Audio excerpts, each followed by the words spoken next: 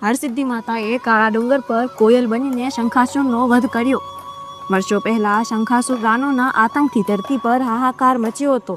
ત્યારે ભગવાન શ્રી કૃષ્ણએ પોતાની કુળદેવી માં હિંગળાજ ભવાની જે મોમાઈ સ્વરૂપે વિરાજમાન હતા તેમને પ્રાર્થના કરી। માં મોમાઈએ શ્રી કૃષ્ણને કહ્યું, હે શ્રી કૃષ્ણ, કાળા ડુંગર પર બેસીને તમે મારા મોમાઈ સ્વરૂપનું 3.5 દિવસ તપ કરો એટલે હું પ્રગટ થઈશ। કાળા ડુંગર પર આંબાનું એક ઝાડ છે, તેની ઉપર આજ દિન સુધી કોઈ પક્ષી સુદ્ધા આવ્યું નથી।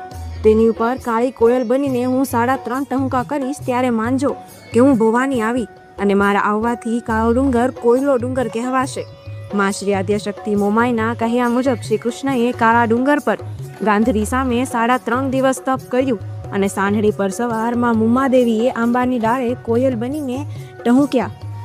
તે દિવસથી કાળો ડુંગર કોયલો ડુંગર તરીકે ઓળખાવા લાગ્યો। શંખાસુરનો વધ કરીને શ્રી કૃષ્ણએ કોયલા ડુંગર પર માં શ્રી હરસિદ્ધિ